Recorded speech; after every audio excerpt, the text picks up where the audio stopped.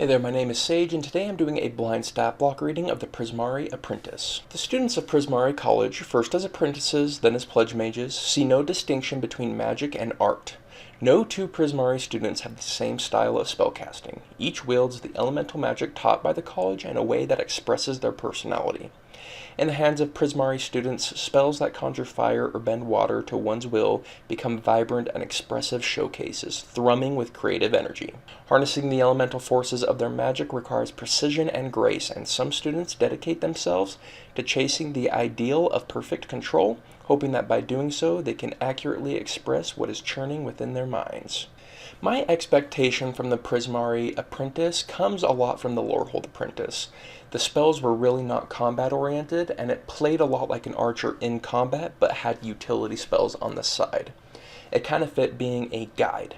Now, I'm wondering if we're going to get some combat spells, or if it's going to stay in that non-combat area, and then we'll try and find what niche it has. Let's jump into the stat block. The Prismari Apprentice is a medium or small sorcerer of any alignment. They have an armor class of 12 or 15 with mage armor. They have an average hit points of 44 and a movement speed of 35 feet, so a little bit faster than average. They have a +0 to their strength, +2 to dex, +1 to constitution, +1 to intelligence, +1 to wisdom, and +2 to charisma. They have proficiency in dexterity and charisma saving throws, as well as the acrobatics, athletics, and performance skills. They have a passive perception of 11, and they speak common and any two languages. They are a challenge rating 2 with a proficiency bonus of +2. Their first action is Elemental Strike, which is a melee or ranged spell attack with +4 to hit, a reach of 5 feet, or range out to 60 feet. It hits one target, and when it hits, it does on average 10 fire or cold damage, which is the apprentice's choice. They also come with spell casting with a spell save DC of 12. At will, they can cast Minor Illusion, and once a day they can cast Gust of Wind, Mage Armor, and Silent Image. They also come with a bonus action called Surge of Artistry, which recharges on a 4 through 6. The apprentice moves up to its speed, surrounding itself with elemental magic as it moves. Until the end of its turn, the apprentice can move through the space of other creatures. The first time the apprentice enters a creature space on a turn, the creature must succeed on a DC 12 dexterity saving throw or be knocked prone. If the apprentice ends its turn in another creature space, the apprentice takes, on average, 5 force damage and is pushed into the nearest unoccupied space. Something to note with Surge of Artistry is that it does not prevent opportunity attacks.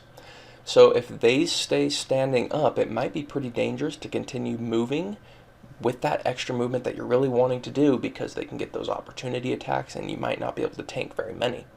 That being said, if you are able to knock them prone, their opportunity attacks are going to be at disadvantage, and then your attacks will have advantage. So there is some synergy there, but it's definitely not game-breaking. It has its weaknesses. I like that they're trying to get this movement into the stat block.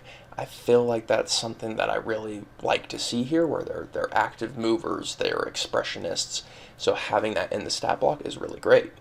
Taking a look at the spell casting, we have some illusion utility, which is pretty awesome. Minor Illusion and Silent Image are both great spells, and they can be used in conjunction. Minor Illusion can be used to make the sounds that the Silent Image cannot make. Gust of Wind I see as a utility niche spell. It's good for clearing out fog or poison gas, and it has some utility to keep people away from you, but I would call it unreliable, especially with a low spell save DC. Overall, I don't see it being used often, but it has its niche moments. And of course, Mage Armor will be assumed to have been used at the beginning of the day. My overall impression is that I kind of like this more than the Lorehold Apprentice. I feel like you can do more with the stat block, and that it does feel like it's a mage. It doesn't feel like it's just an archer with a couple utility spells. It feels more like a mage, and I like to see that.